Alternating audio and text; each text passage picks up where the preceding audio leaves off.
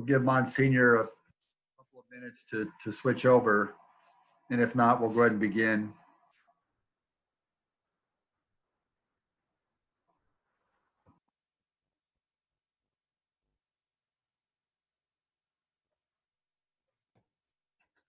I'm still waiting for Curtis as well. Just so you know that, Mayor.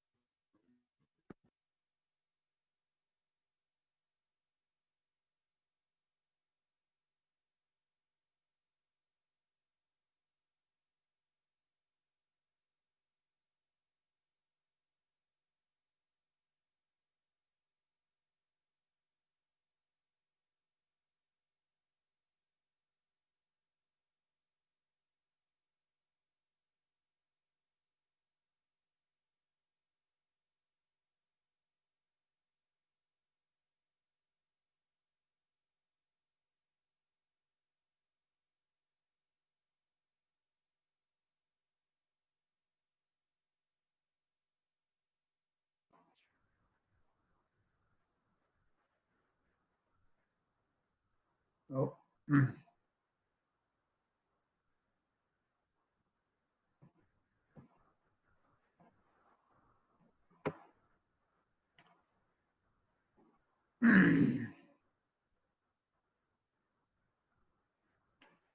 Well, I see Mr. Smart is on. So let's go ahead and begin. We know that Monsignor Swetland will be joining us as soon as he's able to get off his other call. So I want to thank everyone again for joining in on this task force meeting, our first.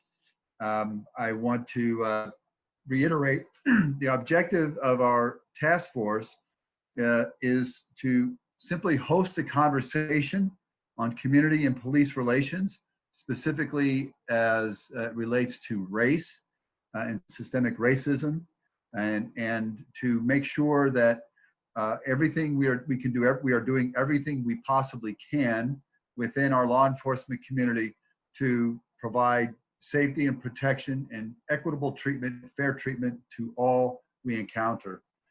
Our role as a task force and as task force members is simply to facilitate the conversation. And each one of us certainly has our own experiences with law enforcement, and each one of us certainly has particular issues that we might advocate for, particular changes that we would advocate for. Yet during these meetings, our role is to listen and to facilitate others who come before us to tell us their experiences and to advocate for the changes they believe are necessary. So we set ourselves aside, as it were, though not completely, that's not really possible, but simply we want to make sure that no one who comes before us feels that we are being defensive or that we are promoting any particular issue. Even if we agree with it or disagree, we won't reveal that, because we want others to be able to come forward freely and honestly and share their experiences and their proposals. Now, of course, when the task force comes to an end, which I anticipate will be September, based upon how things are working through the schedule, there will be a special session with unified government, and it'll be a 5 o'clock session likely, where each member of the task force will be able to tell our own, what we gathered, what our findings were, what we would like to advocate for. not as an entire task force necessarily, though we will probably be in agreement on many things, I think, but each one of us individually will take in what we have heard and bring that back to the commission. Each one of us will have that opportunity to make that, be that part of that presentation. So having said that, I'd now like to introduce our co-chair, Commissioner Harold Johnson, for some opening remarks. Thank you, Mayor, and thank you for this opportunity to co-chair this task force. It has been quite a year for us this year, and certainly we know the reason why we're here today. And to the public, we want to let you know that we do hear you. We want this to facilitate this conversation in unison with the ongoing protests, the ongoing marches. I believe that this listening session is as much a part of the change that we want to see in all of our communities across America, particularly here in Wyandotte County, in Kansas City, Kansas. And so this is not to preempt any other actions, but we want this to be something that works in concert with all the things that are happening around our city, our region, and around this country. So again, we ask that you would feel free to share your information. We've provided some links, and the mayor's going to be sharing them with you. Tonight, we're going to be having a conversation with our district attorney. But before we get into all of that, we have different ones on the task force, and we wanted to make sure that we introduce all of those persons to you. Mayor, did you want to do that, or would you like for me to do that? Feel free, Commissioner. Okay, I'll just call by name, and then you can just tell everybody your role and who you're affiliated with. We'll start with Reverend Tony Carter. Good afternoon, everybody. Good to see all of you. I'm Reverend Tony Carter. I chair the Law Enforcement Advisory Board here in the city, but I'm also proud pastor of the Salem Missionary Baptist Church here in Path.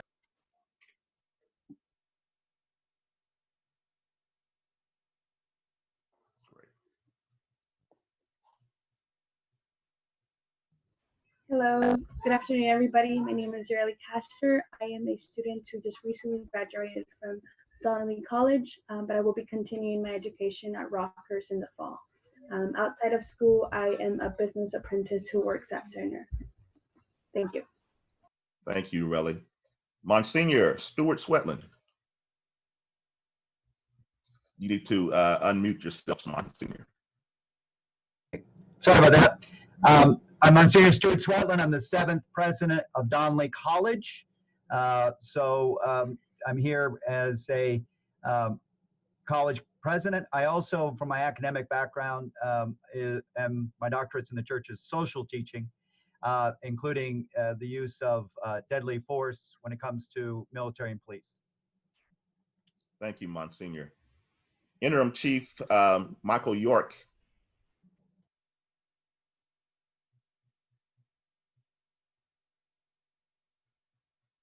We can see you, we can't hear you. My apologies. My apologies. Interim Chief Mike York here. I have been interim chief since September of 19, and I came on the police department in 1992, and I'm originally from Wichita, Kansas. And my wife was born and raised in Wyandotte, and she happens to be a district court judge for Wyandotte County. That's me. Thank you, Interim Chief. Yep. Sheriff Don Ash could not be here tonight. He has a prior commitment. In his stead, Major Daniel Soptic is here, and I would just ask for you to identify yourself and address our community tonight.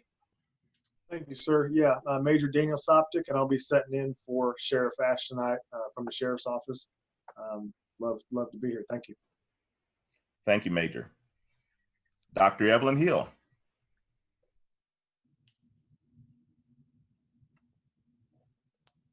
Good afternoon, everybody. I'm Evelyn Hill, and I am the Equity and Justice Director at Avenue of Life.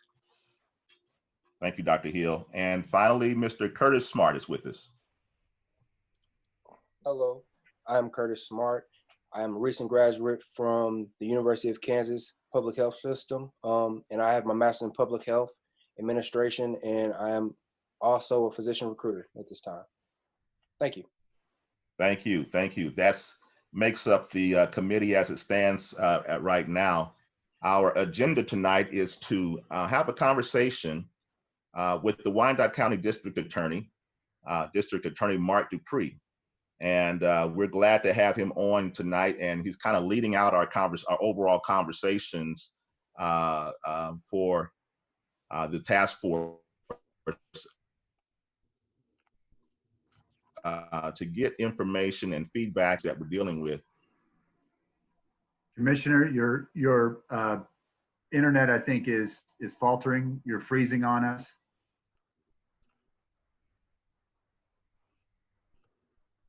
I'm afraid that Mr. Johnson, you may have been cut out. I'll pick up from there. We do have a presentation from Mr. Dupree, our district attorney, and we also will have a presentation by Chief regarding community policing, police body cameras, and other initiatives at the police department regarding use of force and other items. I think we've got to maybe wait for Commissioner Johnson to come back online. I will say in the meantime, if you are viewing in, that we do have a website that you can check out. It is www.community-taskforce.org. That's www.community-taskforce.org. And we have an email that you can reach all the members of the task force, and that is CPR Task Force. C as in cat, P as in Paul, R as in Roger, CPR Task Force at wicokck.org. And that website is still in development and it's getting better by the day.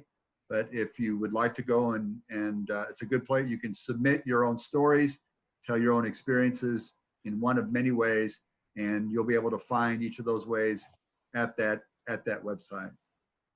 I'm afraid we lost Commissioner Johnson.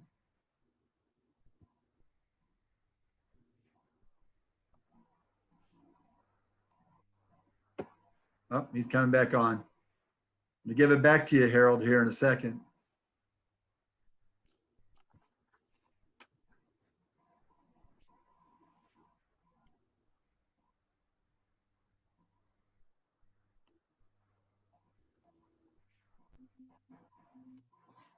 Commissioner, are you feel you want to try it again? Oh, there it is.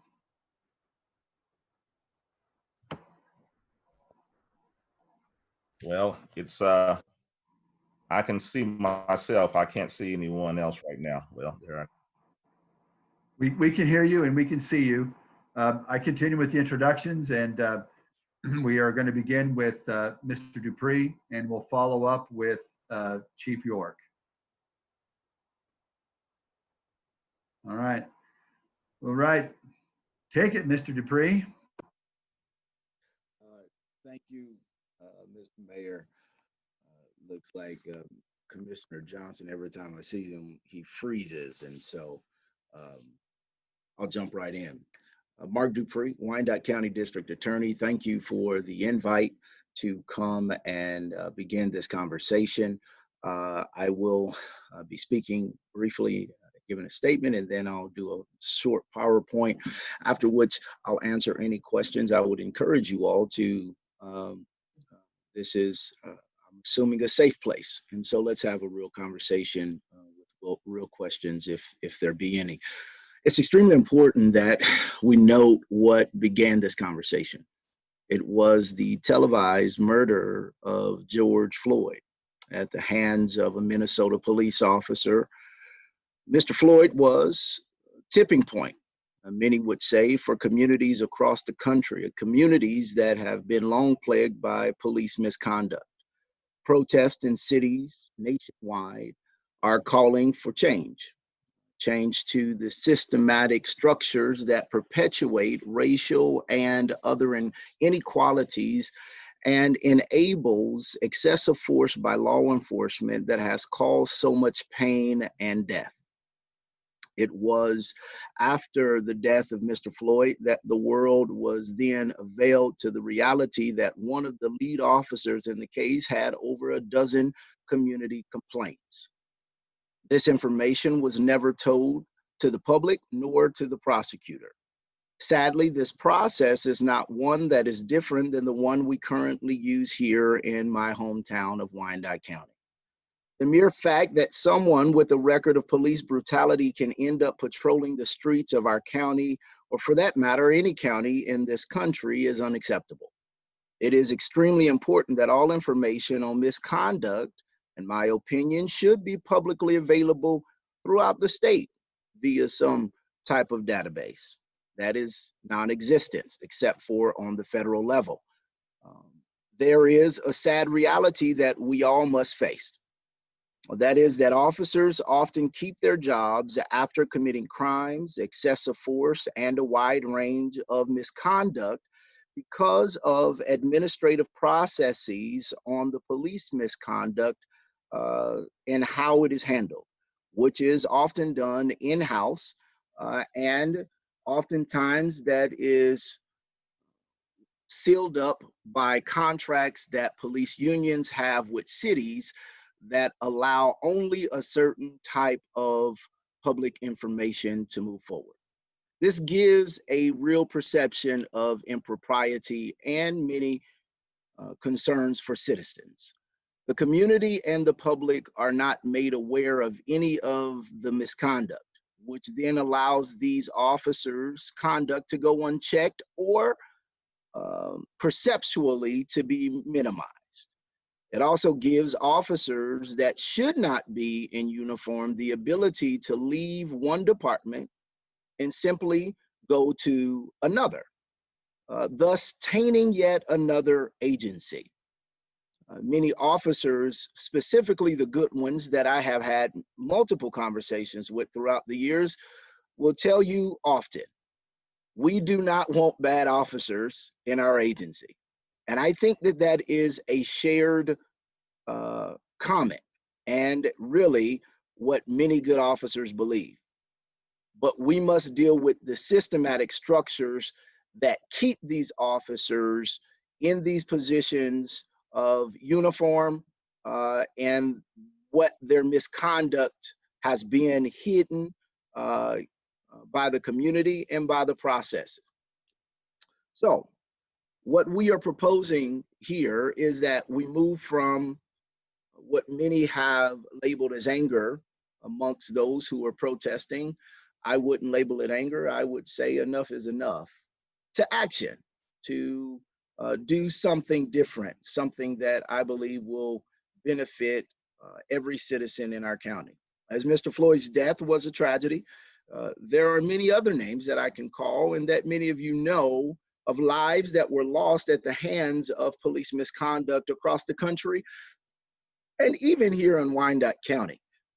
Going back to 2014, we lost someone. Going back to early 2000, we lost someone. And many of these names and folks, despite charges never been brought, have been seen as community members in our community as something that just happens and nothing is ever done. And so our hope is that this community integrity unit will be the first step of many to build community's trust with people of all races and ethnicity here in Wyandotte County. I will attempt now to share my screen, and Anna, I hope it works.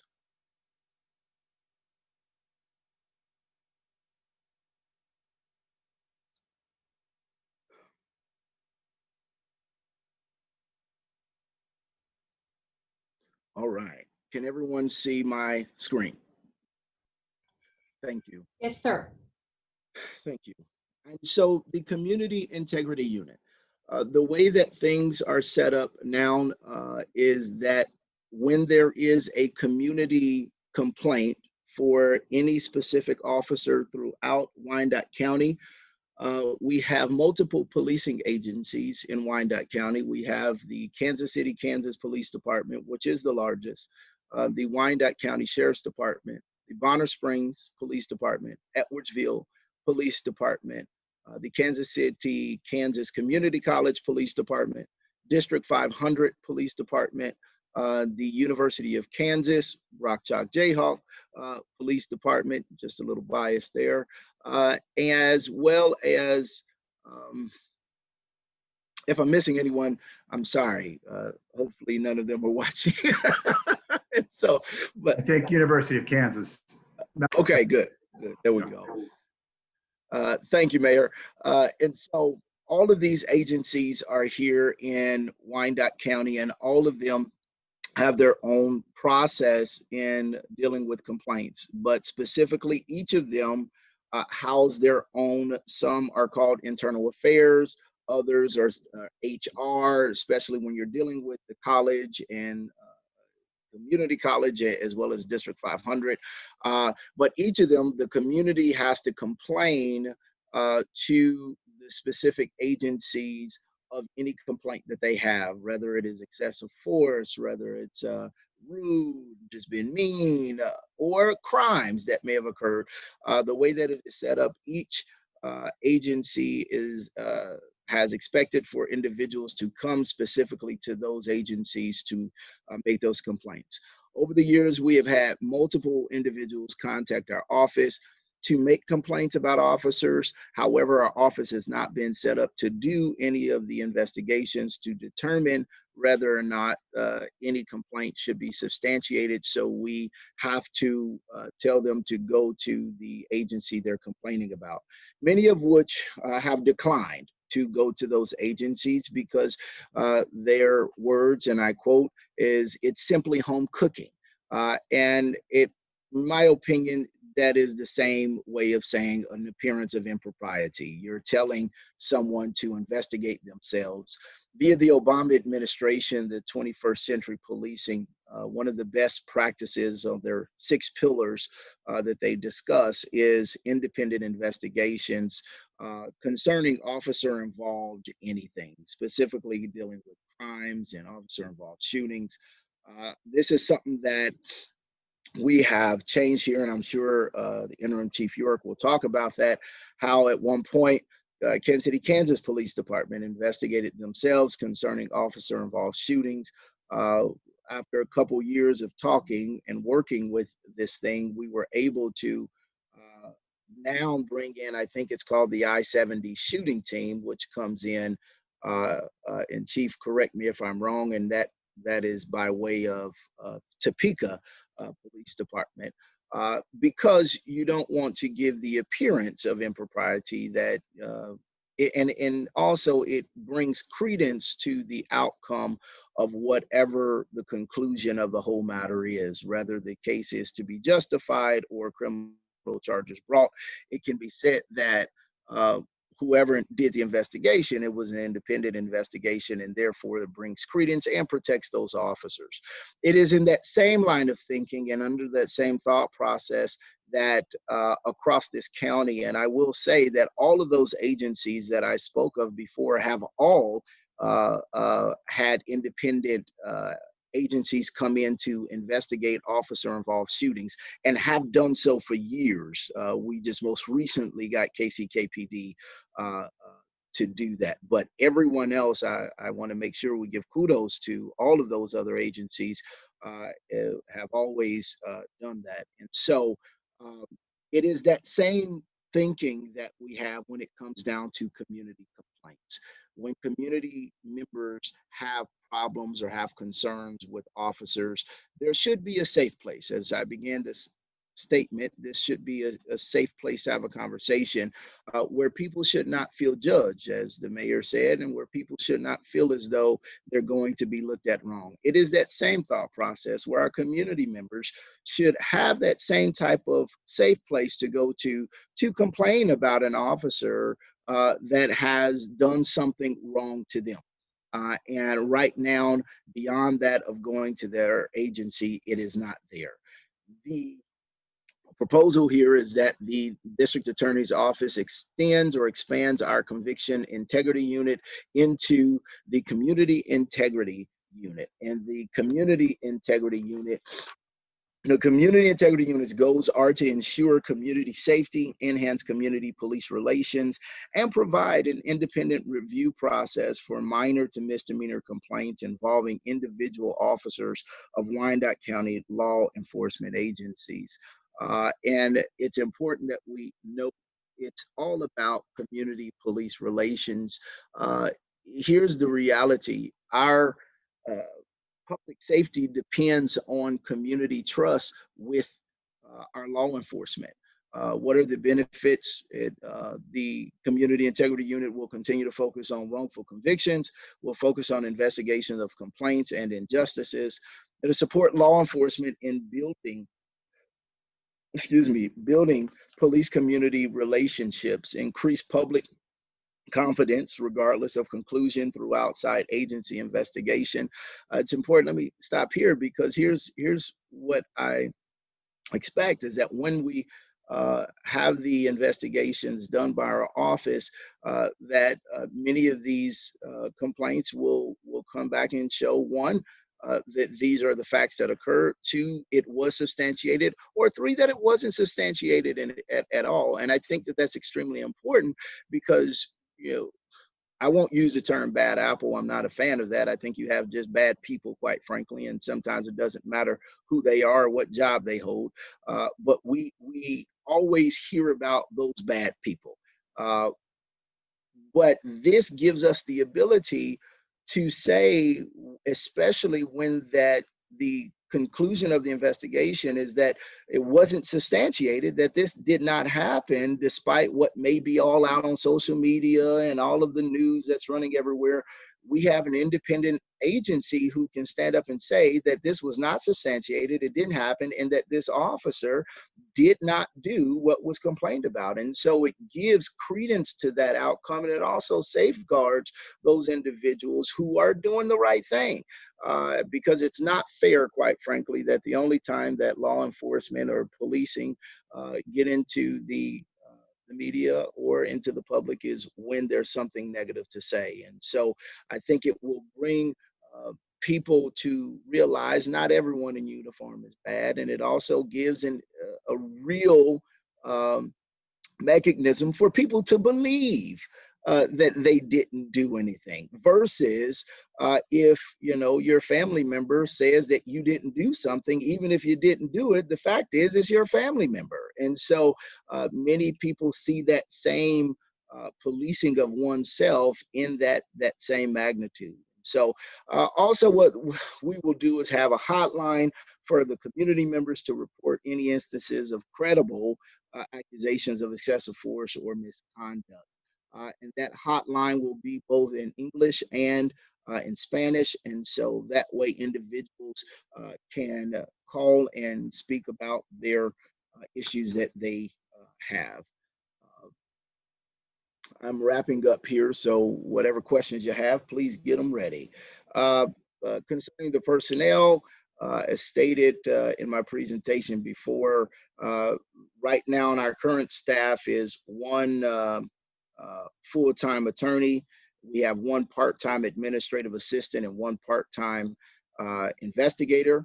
My request is for one part-time administrative, keep that the same, keep the full-time attorney, and then have 3 full-time investigators rather than a part-time investigators. I will say that I did watch last night, and let me say that I am absolutely grateful to the community members who came out and spoke on behalf of the Community Integrity Unit. And I think that they did a grand job, and they absolutely laid out many of the reasons why we need a community integrity unit.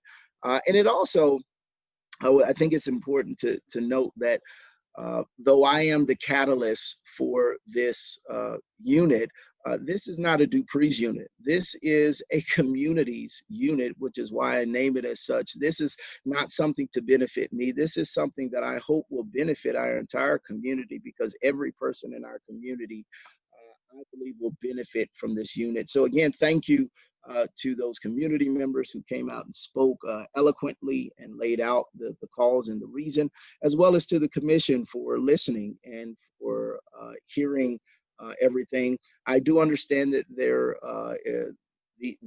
are looking at moving my part-time investigator to a full-time, as well as just adding one potential investigator. And I also understand we are still in the middle of COVID and things are tight. And if that is the ultimate budget that we get, we will be able to work with that. And so again, I am grateful for that. So why now? Beyond that of my initial comments, the fact is right now is we have an opportunity to strike while the iron is hot. Sadly, it was the death of George Floyd that started this entire push. And, you know, and he sadly, I mean, he died, and his death was unpredictable. And so we could not say, why didn't we do this last year? I think last year we didn't have, quite frankly, the iron being hot, and we didn't have the strength, in my opinion, from the people who can make the changes to actually make those changes until now. And so I think right now is the opportunity, and right now is when we need to build that community confidence, the perception of injustice. This will allow us to get rid of that, and to show that there's real change, that we've heard you, we've talked, and now let's do something about it. Because for years, many communities, specifically communities of color, have talked for a long time about injustices at the hands of law enforcement. And so this says we're doing something, as well as talking to you. And so the lack of transparency and accountability will, I believe, be resolved in part, at least beginning, if we do this now. What will this accomplish? It gives us actual conduct. It builds trust with the community. It brings integrity to the system. It brings about that independent investigation, which is the best practices nationwide. And it brings Wyandotte County to the rest of the nation. And it unifies the community and law enforcement. I love Wyandotte County, been here my entire life. You couldn't pry that out of me at all, but I think there are some things that we as dots have to let go of, and that is doing things the same way that we do it, because that's the way it's always been done. And I think that has held us back, specifically concerning dealing with the lack of trust, transparency, and transparency with communities, the entire community, in law enforcement. Why is it so important to me? It's so important because here's the fact. The fact is, if we don't have the entire community that trusts law enforcement, those community members are our witnesses to cases. We need them to show up to court. And if they refuse to show up to court because they don't trust the police, and here's the other thing. When I say police, it's important that we know that the community doesn't see a difference. When they say the criminal justice system, when they don't like one, they don't like us all, okay?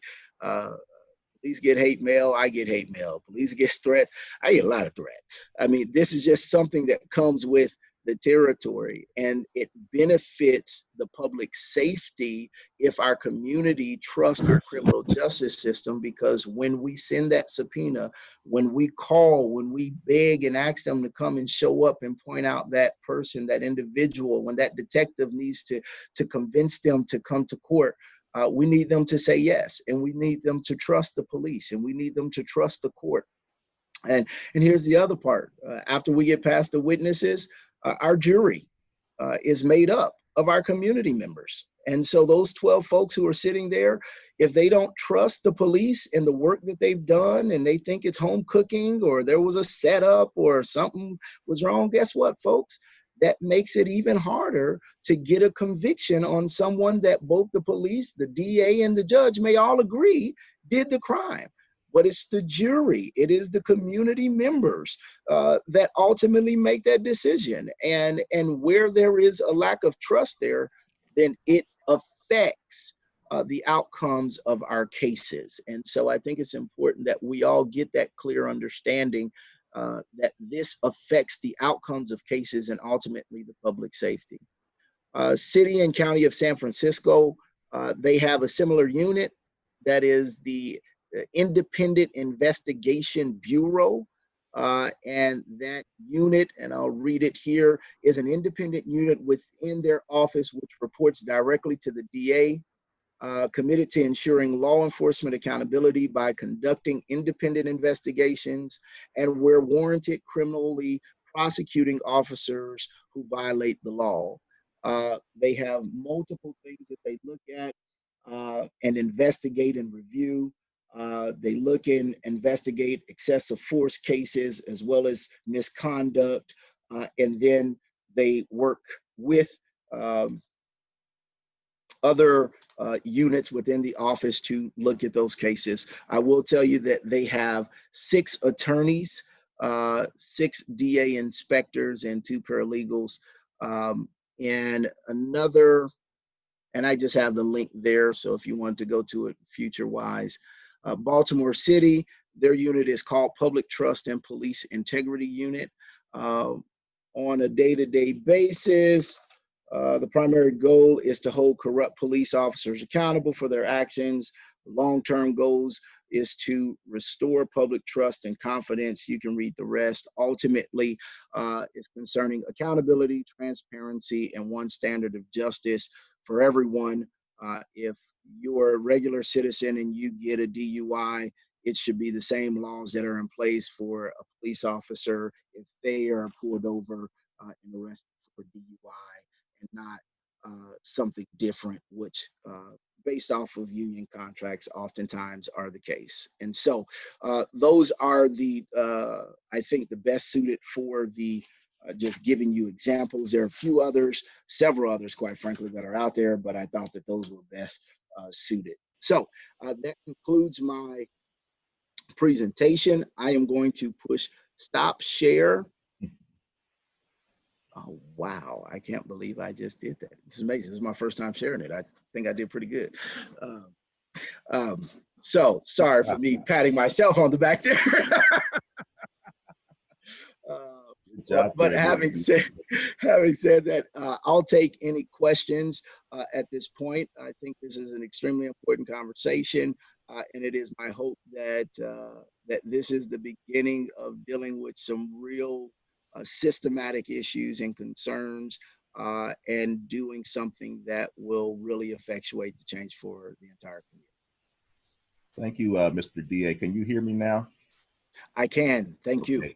Great. I'm gonna, I know we have questions here. I'm going to say something real quick. I do agree with what you're saying. It's just interesting the time that these things are hitting us all at the same time. When you look at COVID and you look at now the things that have happened with Mr. Floyd and Mr. Arbery and others, you know, it just makes it creates the perfect storm.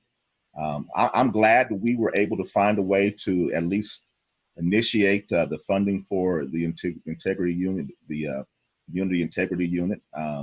It was, as you know, we are in a very tough time budget-wise, and I'm usually one of the budget hawks. But in a time like this, I think the things that relate to our integrity and the things that relate to, there are certain things that trump or that supersede just dollars and cents. And when we talk about persons' lives that are being taken, we want to make sure that we do everything that we can to prevent that here in Wyandotte County. So to those persons that were part of the community, that was really, I think, a steps that can be emulated in terms of how the community can speak with one voice. And there were many more than what we really thought, and they all came in and they said the same thing. And so anyway, I just wanted to put that out there. I did see Monsignor Swetland had his hand up, and so I will acknowledge that. Monsignor, go forward.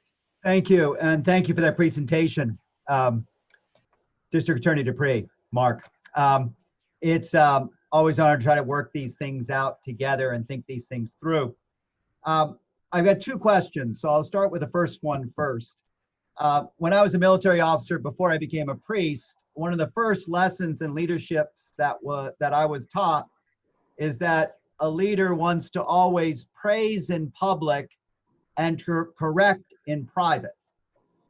That it's, good leadership to form people to become, as I'd like to say today, the best version of themselves by the necessary correction in shortcomings.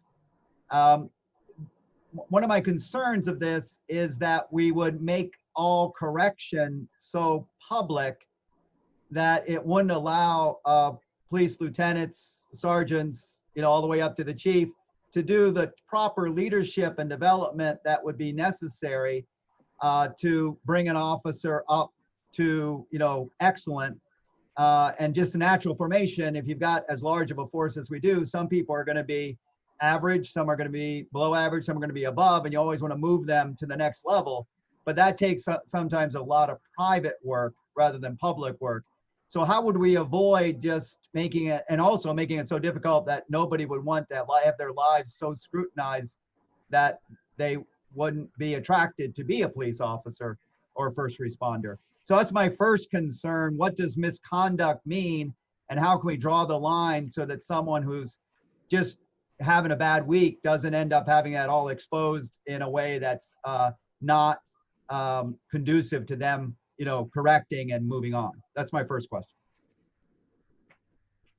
Well, I'll jump in real quickly on that one. Number one, misconduct is defined ultimately by each agency. Each agency has their own policy to determine what misconduct is, and each agency have their own different policies and processes. And so that's number one. Number two, any complaint that a community member has will be able to come through this office, and those complaints will ultimately be investigated. The goal of this agency is to do the investigation. It is not to publicly expose people to their misconduct. In fact, the way that we have set this up is that when the complaints come in, the investigation ensues. My certified law enforcement officers will do that investigation. Once it is complete, then that information will be made known to the agency that of the officer that the complaint was happening with. And so that, for instance, Chief York would know when this complaint came in that this investigation was happening and that it ensued. And then that way, via his policy, his administrative whatever, he will deal with them on the administrative side, but the investigation will be done here within this office. What the public will know on a quarterly basis, depending on how we work this out. I know my understanding is there's been conversation of a potential oversight board or something of that sort, or whichever way we end up working this out. But on a quarterly basis, that information would come out to the public in this fashion, Monsignor. Let's take Agency 1, Agency 2, and Agency 3. The report that the community will receive is that Agency 1, 2, and 3, each of them received, let's say, 15 complaints. 15 of those complaints were all investigated, 14 were unsubstantiated, and 1 was substantiated. That substantiated information was turned over to Agency 1 Chief of Police. And now that agency has to deal with the community in concern of, did you deal with Officer John Doe? because that's not something that we're putting out there. That I believe that that's information that the agency will have to deal with based off of their administrative policy. And likewise, it gives the community the ability to hold them accountable. Because right now, the way that it's set up is officer 1, 2, 3, 4, 5 may have complaints, and the chief may do something and may not do anything at all, and the community know nothing. They know nothing, see nothing, hear nothing. And I think that that is what has really assisted in putting a lot of distrust amongst the community and law enforcement. And so this is not about putting people on blast. It is about having a transparent, accountable, and unbiased investigation. And then for that investigation to be, one, known to the public, and two, for the chiefs or those agencies to deal with them appropriately. And the community will be able to say to the chiefs and to those agencies whether or not you have dealt with them appropriately or not. And I think that that goes into a whole nother conversation of the limits, right? And I kind of spoke about that earlier on what that administrative limit is based off of their contracts and what they can and can't do. But that's a conversation that I hope that this task force takes up later on. So hopefully that deals with your question. All right. Well, there's more to discuss, but I want to give other people a chance. My second question is on the wrongful conviction part of the presentation, because just like I think you're trying to add a layer of independency to investigation of the police, a wrongful conviction really is, usually complaining about your office, and so if this group is investigating that, isn't that sort of like the police investigating themselves? Isn't that, somewhat the same? Shouldn't we have an independent person that would investigate a wrongful conviction? Thank you, Monsieur, for saying that. And the answer is no. And in fact, I believe the union president and the sheriff and chief at that time all wrote a letter saying exactly what you just said to the Attorney General of Kansas. And he wrote back and said, no, that is not the same. And moreover, it's important to note that those wrongful convictions usually deal with the investigation and the process on how it came in. And so, but it is also important to note, just for the listeners who are understanding this, that my office does not police itself. Whenever there is a ethical complaint, and all you got to do is Google my name, we apparently have had some, and that goes to Topeka. That goes to the Kansas Board of Ethics, where they independently have prosecutors who handle those investigations. And likewise, if there are criminal charges that are brought concerning anyone in our office, a special prosecutor is brought in to prosecute those cases.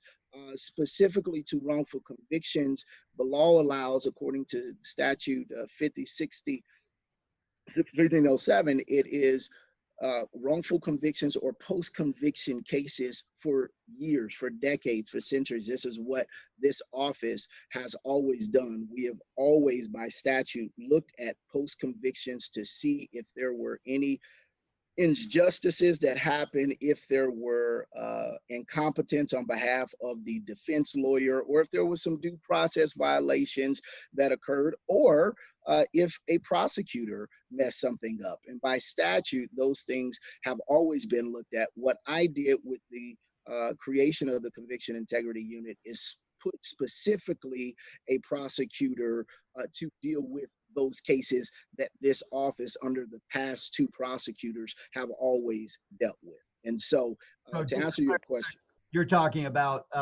wrongful conviction that may come from police misconduct, is what you're thinking of mostly in this kind of community integrity unit.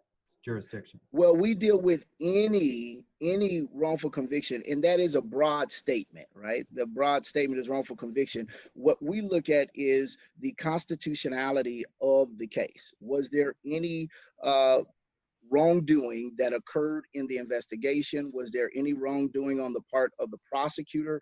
Did the prosecutor at the time fail to turn over information, and so on and so forth? But the point that I was getting to is the reason why I made this a specific unit by itself is so that we can have a prosecutor who deals with this alone, so that it is not an officer or a prosecutor who is also dealing with the same officers that he's questioning and dealing with the colleagues in his office that he may end up having to say, you screwed this case up and now you need to be dealt with. So again, going back to that independent agency, it is an independent unit that deals directly with me. Thank you. Yes, sir. Mayor. Yes, Mr. Dupree, just a clarification. When you say investigate from minor to misdemeanor, now misdemeanor has a specific set of qualifications to be a misdemeanor, certain things it has to meet, certain tests. What do you mean by minor? So for instance, if I get stopped and you know, the police officer is rude, disrespectful, those are the kinds of things that you're looking at, or what do you mean by minor? So I use minor because that is the kind of the smallest word that I could think of, because I think you're just basically talking to all of the chiefs of police here. You get a lot of minor stuff and then you get other stuff. And so as not to try to run down stuff, I think you will get, as they have, you know, this officer was rude. He yelled at me. He slammed my door. He made me get out when I didn't have to. And then you get the ones that this officer sexually assaulted me. And I wouldn't consider that minor, but I think it goes to, there's a broad range. And the reason why I put misdemeanor in there, which is a low level crime, right? Misdemeanor versus a felony, it is a low level crime. If once we get into an investigation and we find, let's say, someone complains that an officer utilizing excessive force and punched them in the face. Well, that investigation may turn into from a complaint to a, well, does this meet the element of misdemeanor battery, right? And if it does, then we then, as the DA's office, which we would do anyway, go ahead and file charges on this individual. Well, let's take another example. Someone says it was excessive force, but then he beat me until blood came out of my head. Well, now we're talking about a potential felony crime, right? Well, if it gets to if it's a felony investigation, at that point, then going back to my comments on how each agency has an outside agency that comes in to investigate those felony crimes and those shootings, then I would depend on those agencies to bring in, for instance, the Kansas Bureau of Investigation. I know Bonner Springs would call on the KBI, the sheriff would call on KCK.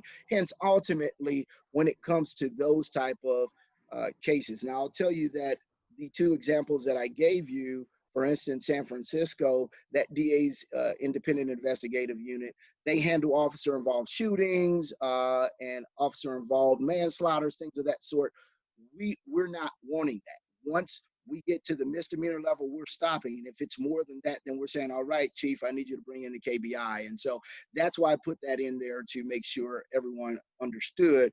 We're going to rely on the process that they have in place for another independent agency to come in for those cases. Thank you. Are there other questions that anyone from the task force has? Yes, I have a question. And Hi. before you go, Ureli, I just want to tell everybody, make sure you kind of just raise your hand. You can go out and raise your hand so that I can see you, and then I can make sure that you're in the loop there. So go right ahead there. Sorry about that. Yeah, no worries. I had a question. So you mentioned about there being a hotline for the community members to call in and, you know, share, because sometimes there's that, you know, not fear or whatever reason for not wanting to file a complaint with that police department. Just so my question is, will this hotline then follow up with the people who are making the calls, or will it just be like a simple call in and give that information, and then they won't know anymore of what's going on with that case until um, charges are filed or anything like that? Does that make sense? Yes, ma'am, it does make sense. And your house sounds like my house, which is why I'm in the office. And so, bless the baby's heart, love children. And so, the way that it works out is that we receive the complaint. And at this point, the goal is within 48 to 72 hours, the community integrity unit responds to those individuals. Whether it's via email or a phone call. And then there's a follow-up conversation, right? And that follow-up conversation is, okay, we need to meet, right? We need you to come and sign and say, this is what's going on, or this is how it happened. And that way that concerned individual is involved, right? We know what's happening and what's going on, but it also says that you have to be willing to have that follow-up conversation or that follow-up signing of this complaint, or else people can just call and say he did that and hung up, and then there's no safeguards for our officers, right? If anybody can just call and say something happened, if that's all it takes, God help us when it comes to innocent until proven guilty. Okay, and so that is so there will be follow-up, and then there will be signing of the complaint indicating this is happening and this is going on. So to answer your question, that individual will know and will have contact within 72 hours of that call, that email, that message, whatever. And then the conclusion of the investigation, they too will receive the information that it was investigated and it was substantiated, and the information was then sent to the chief and whomever concerning that agency. Any further follow-up should be to Interim Chief York or Chief Naff or whomever. Okay, thank you. And just one last question based on that. You said it would be in English and in Spanish. So will these follow-ups will also be with somebody, not a translator, but actually someone who speaks Spanish and is able to communicate all of this in Spanish, not like through a translator? Do you guys have that staff available now? Yes, ma'am, we have that staff, and we have very fluent Spanish speakers here in our office. In fact, one of them was a high school teacher of mine who taught me Spanish. I got an A in his class, but I absolutely will put him on the phone before I get on there. All right, perfect. Thank you. That was the two questions I had. Indeed, thank you. We have just a few more minutes here. Did I see Dr. Hill? Did you have your hand up? Yes, thank you, District Attorney Mark Dupree, and thanks to everybody else for being here on this afternoon. I have a couple of quick questions, kind of going back to what Ms. Shirley asked earlier about the hotline. And I know you just mentioned the hours involved, 30 to 48 hours, something like that. What is the priority? How do you prioritize? Say you got 10 in the same night. How do you prioritize those calls? And then my second question has to do with those that are requesting investigation for things that have happened in previous years. What is going to be the protocol for that? So first, it is my hope we don't have 10 at one time, but if it is, it is. And so I don't think that should be happening, but that's to deal with that. My goal at this point, the way that we have structured it, is within that 48 to 72 hours, all of them will receive a phone call, some type of follow-up contact. Now those conversations and interviews may be scheduled out for future, but within those 48 to 72 hours, you should have contact with my office. Hey, we have received your information, your whatever, and we need to set something up. Okay, and so that initial contact will happen. And so for purposes of how do you determine what goes first, there is no determining what goes first when it comes to that initial contact. That initial contact, everyone will get that. And then it's about triage, where there is the most pertinent situation that is happening, if it is a right now situation versus, as you indicated, something that happened 2 years ago. Well, we're going to deal with the right now because this individual, it may be in bodily harm or is fear of their life right now. And likewise, that officer may still be on the force versus someone who is complaining about somebody who did something 20 years ago and they've been retired for 15, right? And so those are the difference. That's how we look at it. And then in concern of whether or not we are looking at those old cases, I think we'll look at every case. The question is to what extent we can look at them. Because here's the reality. When a person leaves an agency, there's only so much information that is there. Okay, and so and that chief and that agency may not have any of that information, or that individual may be moved on or gone or deceased. And so some of those type of investigations we will still look at, but ultimately the outcome may fall into that inconclusive. Great. Any other questions from the task force? And I would tell those that are watching, if you have questions, the mayor gave us a link at the beginning of this presentation, and I'll just reiterate that. I'll reiterate that link there. I'm trying to pull it up as we speak. For the link is www.community-taskforce.org. www.community-taskforce.org, and the email is cprtaskforce@wycokck.org. cprtaskforce@wycokck.org. Mayor, did you have some comments? I'm sorry. No, yes, I just thank you for doing that, Commissioner. Again, if you have questions, this is really a conversation facilitated within the task force. We welcome questions. We ask that you email those in, and then we will be able to send those on to whether it's to Mr. Dupree or to others to get your questions answered. And we will be following up on those. Thank you. Mr. Mayor and Commissioner and Task Force, thank you all for the opportunity to speak. And please, if there are any follow-up questions, please feel free to reach out, not just for those who are listening, but individually for you commissioners or Task Force committeemen. Monsignor, I heard it in your breath, one reverend to the other. I know you have more to say. And so feel free to call me. And we can have a conversation. I think that this conversation is too important to have unanswered questions. And likewise, I will encourage each of you that this conversation is too important not to ask real questions. If you are ignorant to something or if you don't know, ask the question, because people's lives are literally at stake. And so if this is to be meaningful, I encourage you all to be bold. Thank you, Mark. And I know this is very important to get this right. If we're going to do something like this, that's why there'll have to be a lot of discussion. But this is the beginning of a long process, I think. Thanks a bunch, guys. You guys take care and be blessed. All right. All right. Thank you.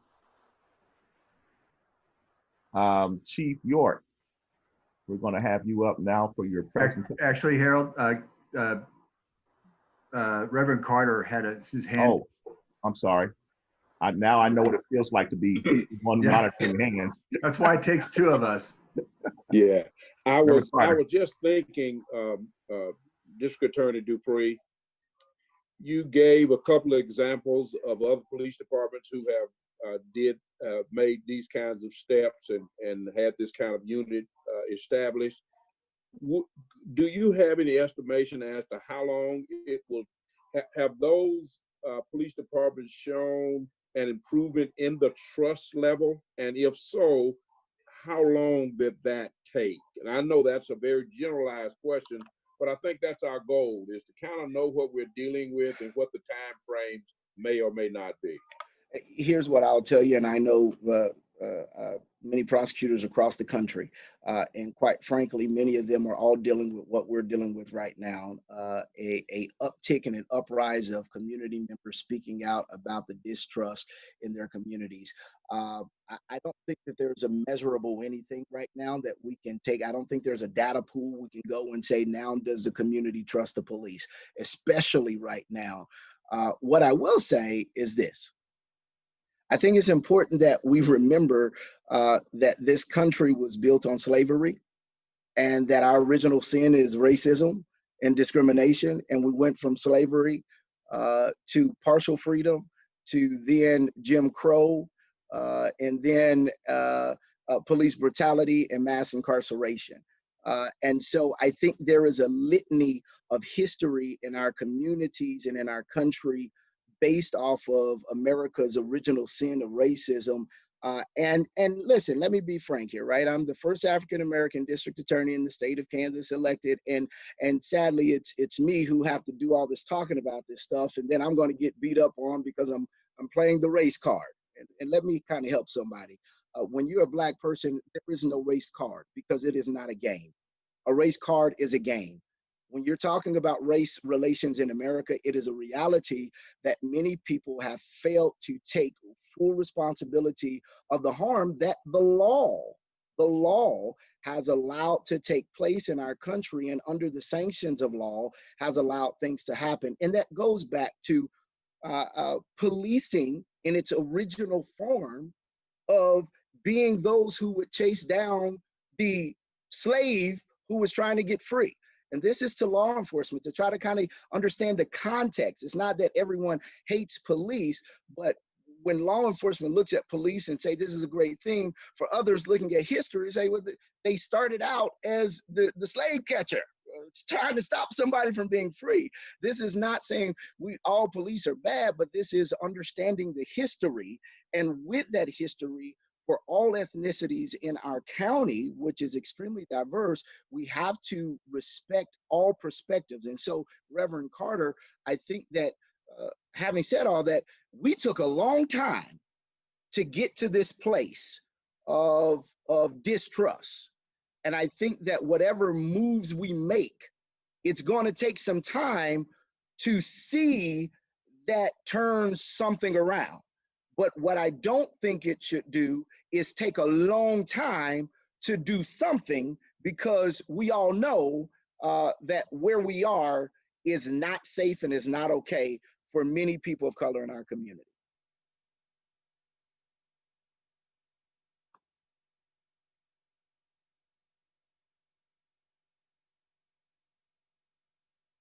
Commissioner, we can't hear you, Commissioner Johnson.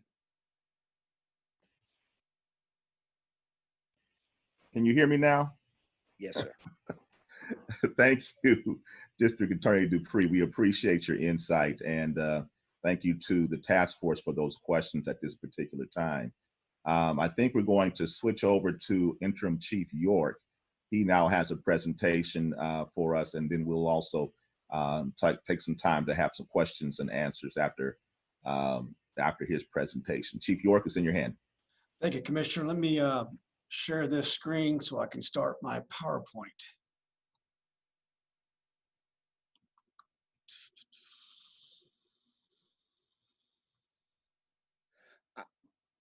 I am going to get off.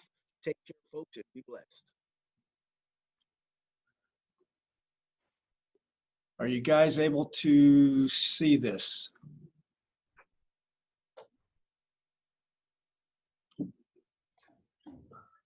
Chief, do you want to go ahead and hit slideshow? Right on top? We can see it, we can.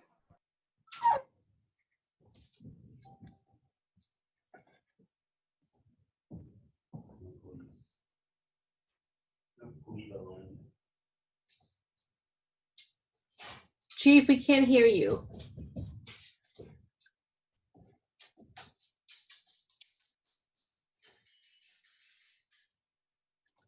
How about now? There you go. Can you hear me? Okay, great. Sorry about that, guys. Okay, I'm going to talk about three things this afternoon. I'm gonna touch on body-worn cameras, where we are at with that initiative. I'm going to talk about what we do with community policing and how we are training our officers currently in the academy and how we're training our officers out there in the field. So when I say advanced officer training, that would mean the officers in the field. So let me touch on the body-worn camera. So the goals obviously would be to have, and this is going to happen, where every officer on the streets will have a body-worn camera. So the community policing officers will have a body-worn camera, the traffic officers will have a body-worn camera, the patrol officers, and even the animal service officers will have a body-worn camera attached to them.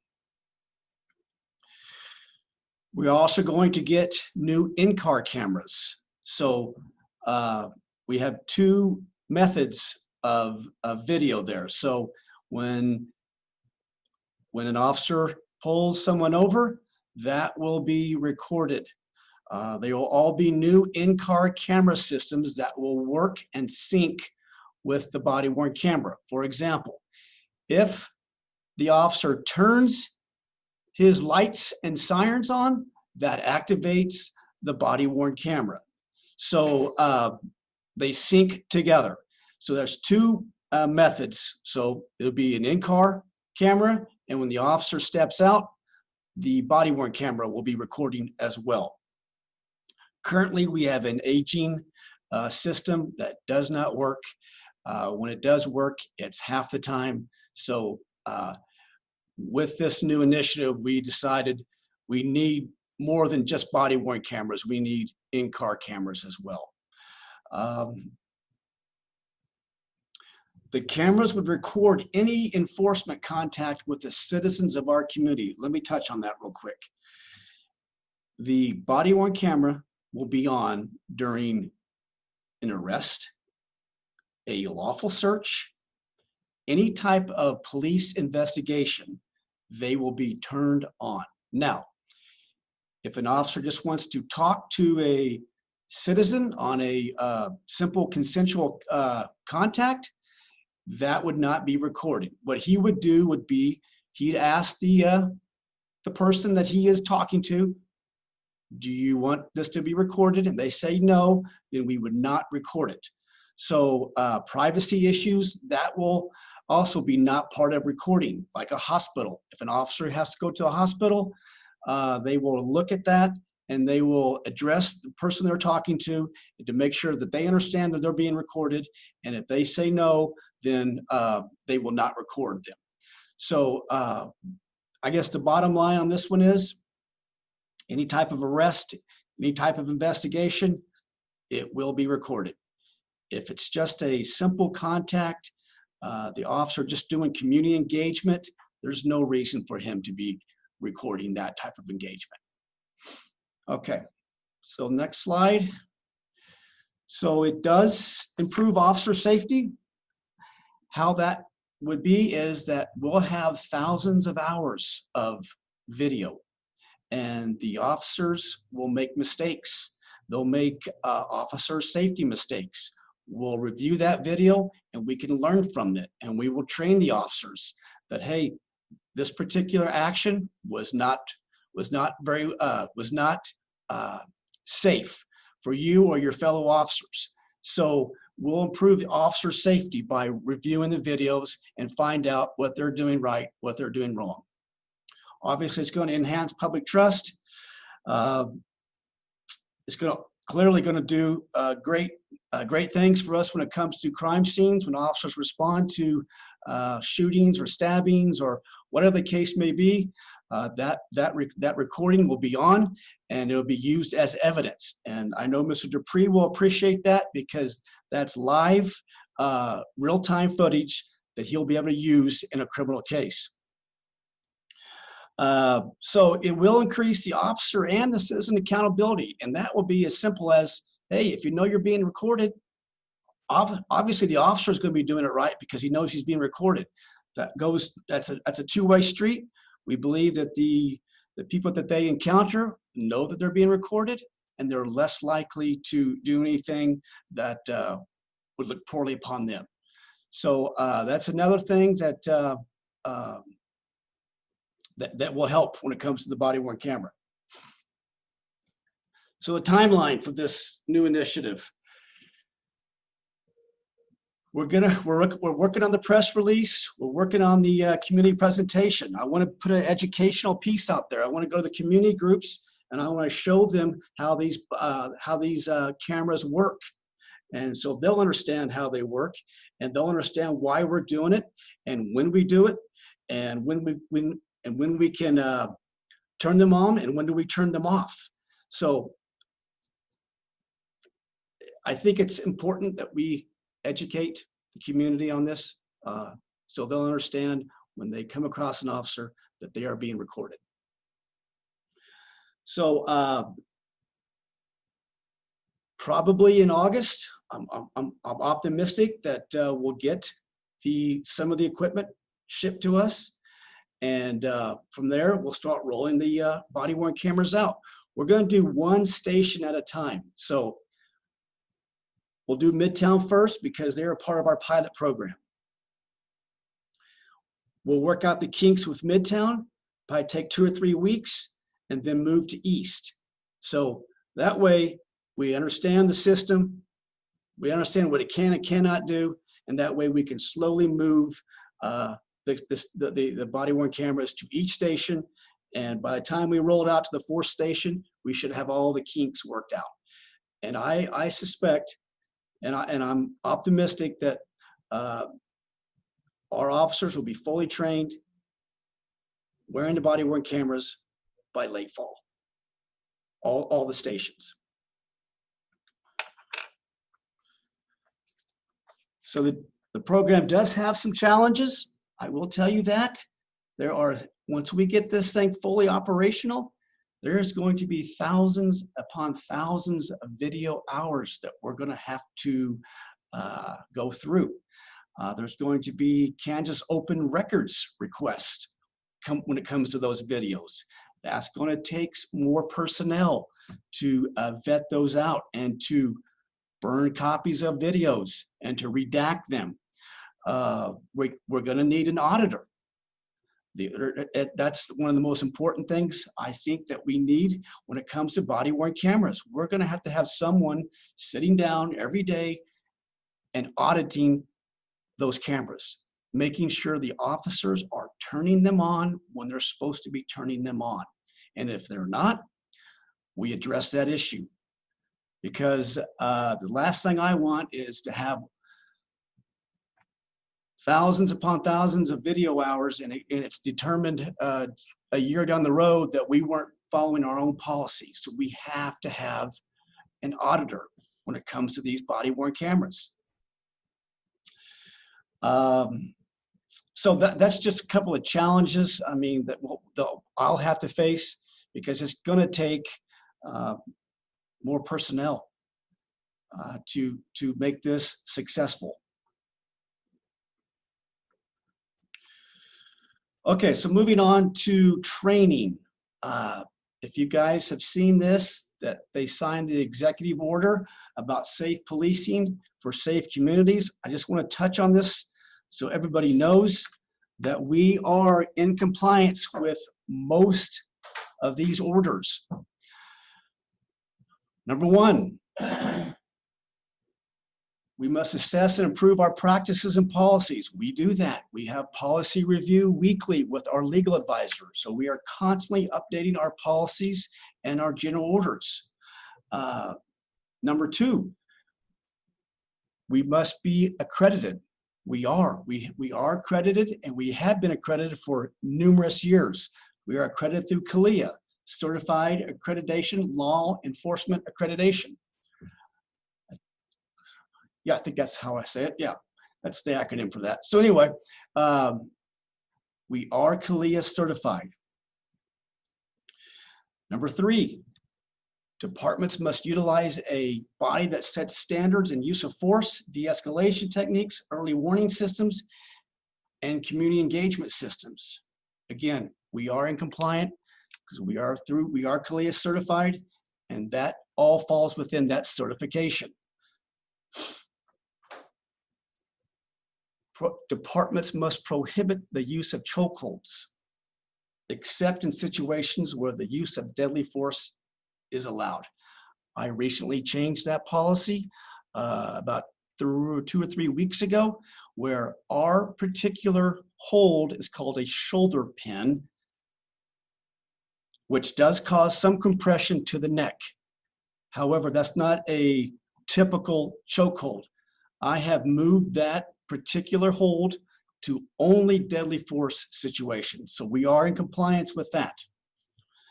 Number 5, departments must create a database to coordinate sharing of information regarding police misconduct. We are not in compliance with this. The department must create a database to adhere to both criminal and civil standards. We do not currently have a database for this. However, we are implementing a new reporting database called Internal Affairs Pro, IA Pro.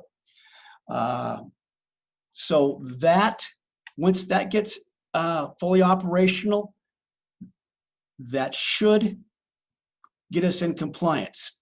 But we're working our way through that. And we're vetting everything out what we need when it comes to this particular order. So right now, I would say we're out of compliance, but we are working on that. Number 6, departments must properly train all officers for encounters with individuals who are in mental crisis. We are out of compliance. However, I would say this, we are 85% trained. 85% of our officers are trained in CIT. Now, for an example, we have 24 officers who just graduated the academy. They have not been CIT trained. Why? Because I want them to be on the streets for about a year to understand and to experience that type of call for service. Come back after a year and it all clicks, it all comes into place with the training. So that's why we're not 100% trained. We're only 85% trained because the new guys go to the streets for a year, go back to the academy for a week, and get CIT certified. And that's the current best practice for all law enforcement agencies. So I don't believe we are out of compliance with that. It's just the way we do business right now, but we are 85% there. Okay, so what I talked about when it comes to our shoulder pin. So there's 2 things that are attached to this use of force policy that I just recently changed. So the brachial stun is a stun that you would use with your open palm of your hand. It would be a strike to the side of the neck, which would stun the suspect to the point where he'd be compliant. So we used to use that when it comes to what we call level of resistance. So we would call it would be hard empty hand. So it's a strike, but it is a strike to the neck. And that concerns me. So I moved it to the point where the officer can only use a brachial stun is when he is physically fighting and getting assaulted by the suspect. So that would be the only time that he could strike somebody in the neck is when he is being attacked basically by the suspect. Shoulder pin, I just described it. You can only use that particular shoulder pin, and the picture shows how that works. You can only use your shoulder pin when you're at deadly force. You're at lethal force.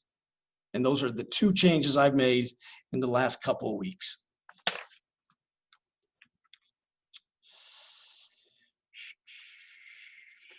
Okay, so these are what we train our recruits. Ethics, which talks about the societal norms and values, who our stakeholders are in policing, and it talks about as well as how you should handle your personal life. That is ethics in law enforcement. Interpersonal communications and human behavior. We talk about active listening, talk about understanding body language and forms of communication, verbal and nonverbal. Fair and impartial policing. Talk about types of bias, implicit and explicit bias, and ways bias can affect policing and decision making. We also talk about interaction with special populations. We train on that, mental illness, homelessness, and the appropriate responses when you come across that type of population. Emotional health and stress management. We have a peer response team that will respond to horrific crime scenes, and they will help the officers understand what's going on and help the officers process what they're seeing. So we do emotional health and stress management because we know over the course of years what this job can do to officers, what they see, what they do can be, it takes a toll on their emotional health, and it also takes a toll on their family as well. So we also do bias-based policing. That's state statute mandated. So we do, it's a mix of fair and impartial policing and basically verbal judo, we call it, but it's technically called verbal defense and influence. Basically, how to talk to people, how to de-escalate situations, slowing down, not coming to a too quick of a decision. De-escalation training, you guys have heard about that in the media. We've been doing that for years. We train our officers in the academy. We also train them in officer AOT. So again, it's all about active listening, slowing things down, and we tell them you are a guardian of the people. You're not a warrior, you're a guardian. The mindset back years when I came on, it was you were a warrior. It's now more towards you are the protector of people. We also do cultural awareness, basically just the differences in our society and understanding them. Again, dealing with special populations, with the mental illness people and the homeless people.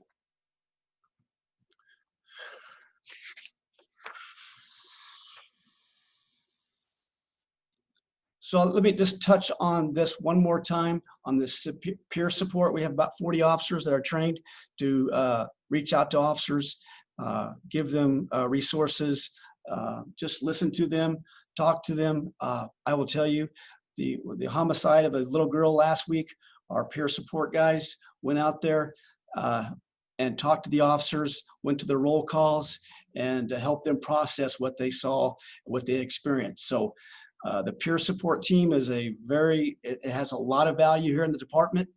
And, I really think it stops a lot of officers from doing something that might compromise their job or compromise the department by reaching out and letting them know that we're there for them and that we're listening to them and we're going to offer resources to them.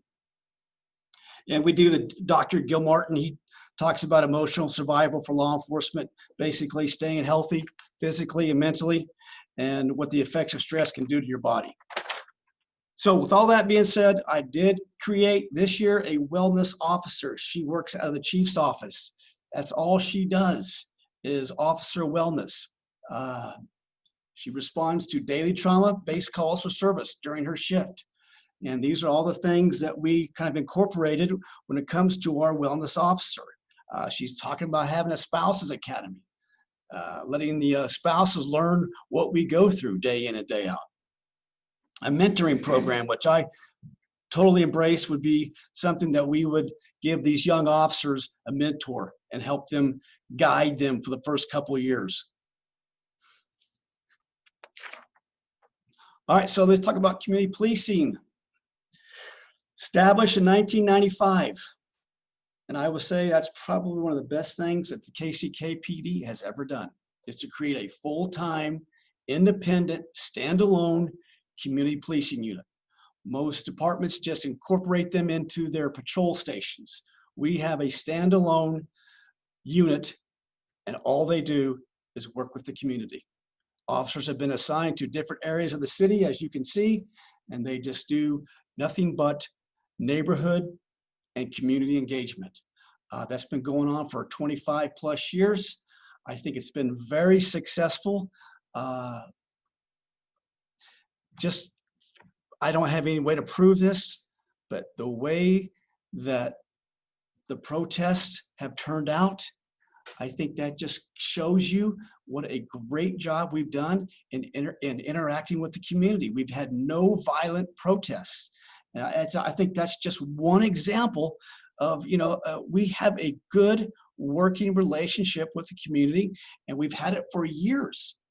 So attached to the community policing unit is school resource officers, the Police Athletic League. I will tell you this, I think the Police Athletic League will do what the community policing unit has done.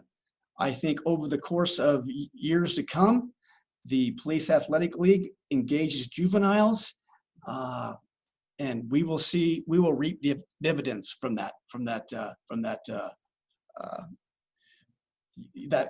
unit. So I mean, it's a great thing. They've got 400 to 500 kids signed up, and it's a great piece when it comes to juvenile engagement, the PAL. So we do have one juvenile programs officer. That's Officer Lane Moore. She interacts with the juveniles. She started the summer cadet program. It's another great initiative with the hopes of getting with these kids at a young age and getting them to be, pro-police, and getting them, working with them and letting them know that, the police are good, and they don't, we're not just there to arrest them. Okay.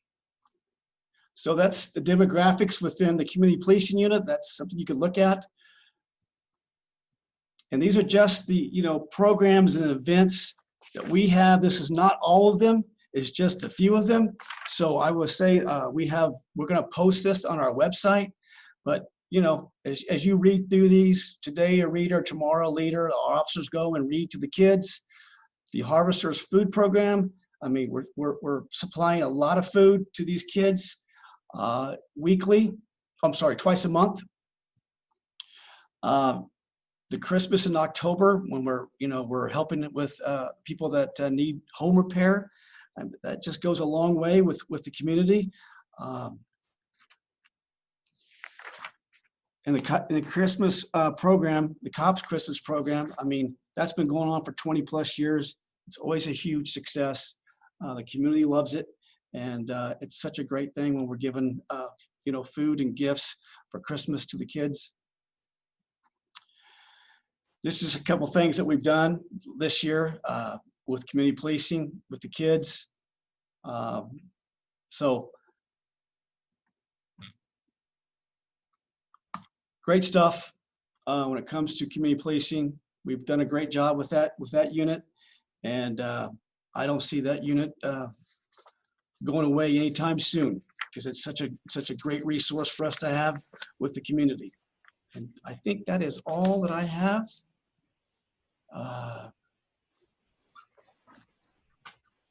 Does anybody have any questions? Thank you, Chief, for that very informative presentation. Reverend Carter, I see your hand. Yes, sir. Thank you, Chief, for giving that presentation. I think this is an important step, and I appreciate you being open and honest and sharing that information with us. As it relates to the body cams, you said there would be auditors so that if an officer turned their camera off at some point in time down the road, that person would be audited and you would try to correct that. is it possible then that the auditor could even miss that information? Yeah, I mean, Pastor Carter, it's absolutely possible. You're talking, well over 150 cameras, and they're on there 24/7. But we need an auditor because we have to show the community that we are at least auditing our officers to make sure they are doing what is right and they are following policy. The last thing we want to do is not have an auditor, and we found that an officer was never following policy with that body-worn camera. So it just, yeah, I can't guarantee that they're going to catch everything, but an auditor, and the officers know they're being audited, is going to compel them to follow policy. Yeah, and I guess I really only asked that question because there have been, according to the news, there are instances where officers selectively decide not to turn on their body cams, and again, I agree with you that having an auditor at least increases the opportunity, the chance that maybe that will be discovered and hopefully will be corrected. So yes, thank you for that. I got one more question, and then I'll give way to everybody else. I was looking at the community policing, and I continue to see, I just make mention of this and then I'll be done. I continue to see that the ratio of African-American officers continues to lag far behind. And I know that you and I have talked specifically about things that we can do to try to correct that, but I just thought that was 14 white officers, 1 black male, 14 white males and 1 black male, 1 Hispanic, and then 4 white females, 2 black females, and 1 Hispanic. Again, that disparity concerns me, and I just want to make mention of that. Okay, thank you, yes. Chief. I'm done.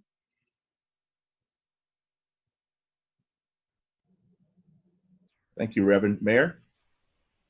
Yes, thank you, Chief, for that. I want to go back to the slide regarding the safe policing for safe communities. And you mentioned on items number 5 and 6 that we are currently out of compliance and that we're working to create a database. Could you go into, can you explain that again? I think I kind of just did not follow exactly what was being, what is required there and what we're doing to come into compliance. Right. I mean, so what they're asking for us to do is to create a database to share information with other agencies concerning, excessive force, terminations or decertifications of law enforcement officers, criminal convictions for on-duty conduct, and civil judgments against law enforcement. So basically, or if an officer resigns or retires under an active investigation. So we need to get a database, which I think, and I don't know for sure because it's still in the early stages, is this IA Pro can do that for us. So it's going to be online here in the next couple of weeks. We just had a training piece on that this week. And I think I know we're out of compliance because that's not working right now. The database is not up and running, but I think what they're asking here is that we have to share that with other agencies, especially when officers will bounce around when they've been terminated, and they'll bounce around and get to another agency and get hired. We have to be able to share that information with other agencies so we won't have these bad officers jumping around. So is there a state database counterpart or a national database counterpart to that would seem to be more, at least as effective, unless another agency would seek out someone's previous employment? They may not know, but if there was a state and this is not under our control, but is there a state or national database that we could, for instance, access if we had someone apply to our department? Right, we could. So there's an FBI national database. Okay. I don't know if they track everything that this order is asking for. So that's, again, that's a vetting process that I have that I need to look at further when it comes to the federal database and what they're requiring for us to do when it comes to this order. If they want us to create a database, or do they just want us to share in their database, and which we would do. Okay. And then I understand when you say 6A in terms of CIT. So again, I understand that you put people out onto the field for a year so they can have the experience of it. And my concern, but you probably haven't answered it, my concern is that someone would come upon a scene that would require that training and not have it. Does that put them at greater risk then to respond ineffectively or inappropriately? So I understand that's a strategy. I guess I can see it both ways. Actually, as a former educator, I can kind of, sometimes you see you put people out there and then they come back and reflect on the experience. But at the same time, you have to give them a little bit of stuff to go with so that you don't have something serious that might happen. So they do have, at the academy, we do train officers to some degree on that. It's called the mental health first aid. So they're not going to come across someone that's under a crisis and have no idea what to do. So we do give them the basic training, and then they come back and they get the full week's worth of training. Okay, thank you. That makes sense. And then I noticed on your use of force policy, those two changes that have been made recently, the brachial stun, and you've moved that to only when there's an active aggression against the officer. Right. Shoulder pin. And so you've moved that to the category of being a deadly force, not because it's meant to be deadly, but because the effect could cause death, correct? You are absolutely correct, Mayor. Okay. Yes. It's not meant to cause death, but no. Depending upon the person's condition, it could result in death. And yes, so I mean that's a deadly force. I understand. And finally, when you go through, when the cadets or the officers go through their academy, and we do 6 hours of fair and impartial policing.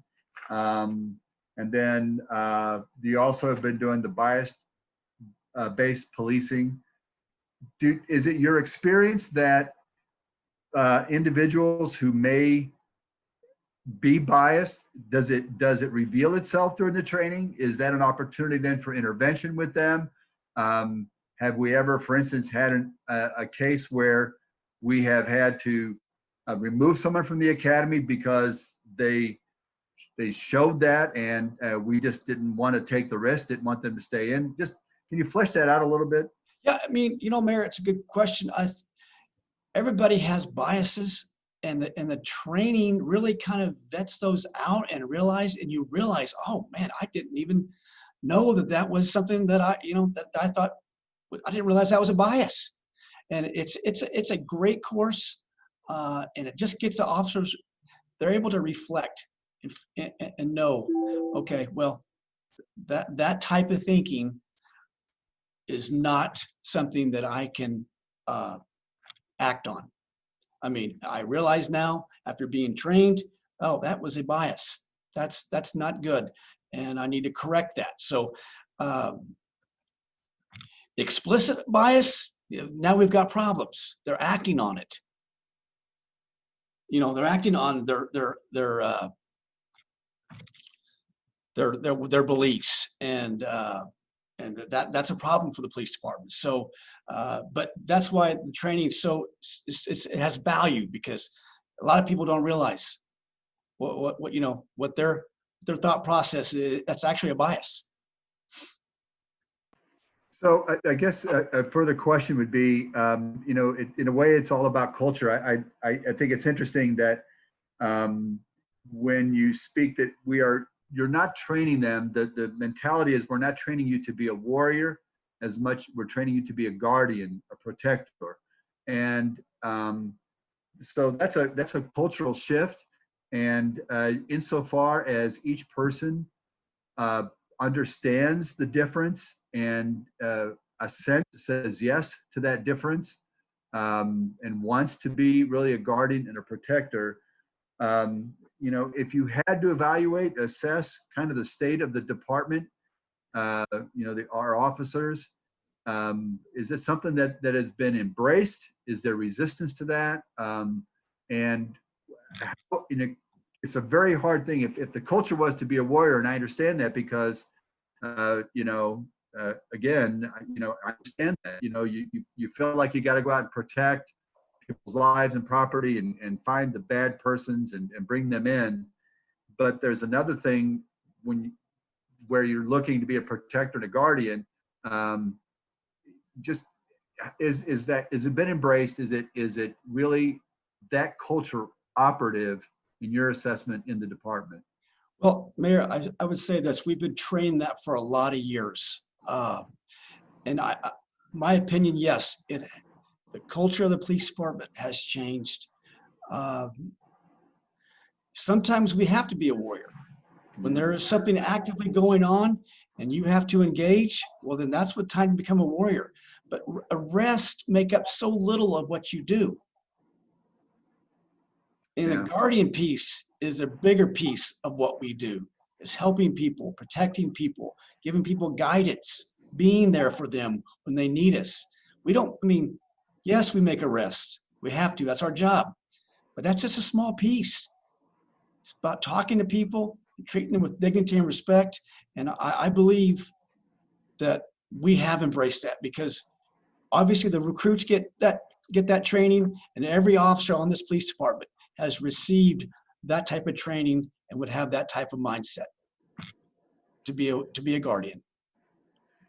And so finally, you know, kind of a bottom line for, I think, for our task force and really for police and community relations is what happened to Mr. George Floyd would not happen here. And certainly, you know, the changes you've made to the use of force, and that, for instance, I think you related that in the original press conference that our officers are trained never to apply weight on a neck, not when someone is subdued and they're on their stomach and they're cuffed, that they are turned over if they show any signs of distress and say that they need medical attention or some kind of help. Immediately EMS is called. Those kinds of things. If there was one other area that concerns you, that you think additional resources need to be brought from the unified government, from the community, to continue on, to make sure that kind of thing doesn't happen here, but also to continue to support that move to be of service, to be guardians, what would that be, in your opinion? Well, you know, Mayor, what happened to Mr. Floyd was, you know, was completely wrong. And those officers are going to be held accountable for it. And our policy would, I mean, when someone says, I can't breathe, I need help, you need to go into a different mode. And that mode is to, once you get that person secured, handcuffed, get him help. And, you know, that's the bottom line. And that's why I was, you know, shocked at what happened in Minneapolis, because, you know, he was begging for his life and they did nothing to help him. So, you know, to answer your question, how could the UG help us? I mean, you guys do. I think we get great support from our commissioners, and from, you know, and from you, the mayor. I mean, to support the police and to know that, you know, there are be times that we're gonna make mistakes, and, you know, but we deal with them and we handle them. And I'm confident that our internal affairs unit does a very good job in vetting out officers' behavior, and I will hold them accountable. So,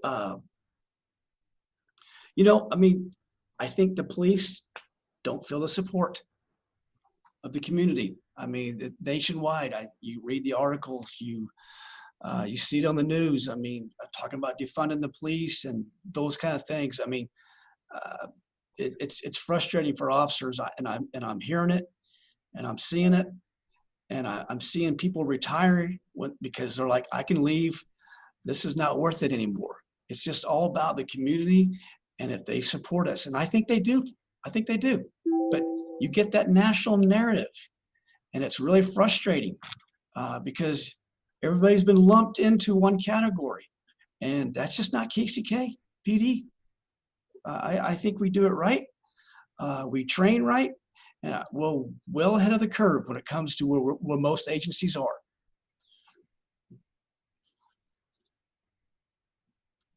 Mayor, this is Sheriff Ash. Mayor. Yes.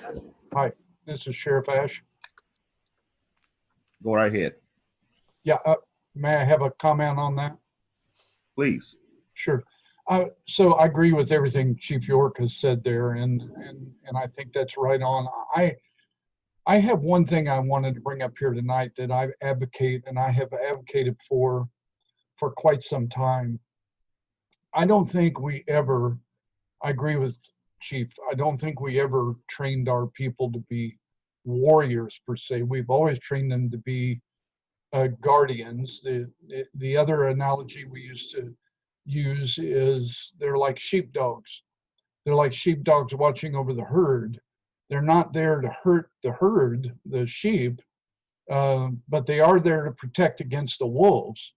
And then in doing that, that is going to at times require various levels of force, to include sometimes various levels of aggression. But tempered aggression, measured aggression, if you will, and force based on training policy, so on and so forth. But we have people that have been in this job for quite some time that have experienced traumas from the job. Some of the calls that we go on, some of the stuff that we see, the most recent example is this horrific crime against this 3-year-old in our community. We have officers out there looking at that, dealing with that, and on and on and on. What I would like to see is a little bit more ongoing mental health availability for our people. And I'm not talking about just the availability of an employee assistance program. I'm talking about, we do a very good pre-employment psychological profile and screening for people before we hire them. If there is some psychopathology there that indicates somebody's biased, somebody's racist, somebody's an anarchist, or somebody's not right, we don't hire them. After we hire them and we train them and we put them out there and they experience all of these various traumas and so forth, in my opinion, in the society and the culture and everything that we live in today, with the prevalence of mental illness and the prevalence of the people who are mentally ill that the police are called now to handle and deal with, I think we should have some periodic refreshing of those mental health evaluations. And it should be a mandatory kind of thing so that there is no stigma attached to it for the officers. So we could have some things. I know Chief was talking about IA Pro. We'll have some early warning capabilities in that. We'll be able to set some parameters, whatever, and we'll be able to shift some people to that. But my judgment, detectives are out here dealing with these horrific things. Police officers that are out here on the streets responding to these horrific things. That's trauma that, they're bottling up and carrying home, and it's cumulative. There's a cumulative effect to it. And so why wouldn't we, for example, have a staff of people in the unified government? We spend a lot of money contracting these services out. If we had a staff of, for example, psychologists and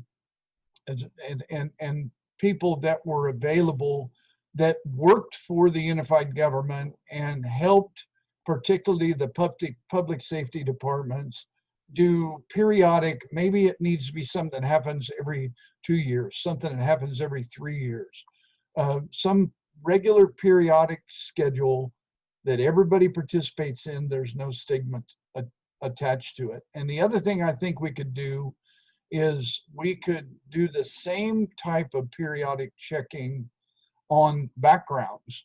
We go back into people's backgrounds on a periodic basis and be sure that, you know, there isn't something going on there that we don't know about that has now become a significant stressor on that officer in their personal life that is carrying over into the critical thinking and decision making in their professional life.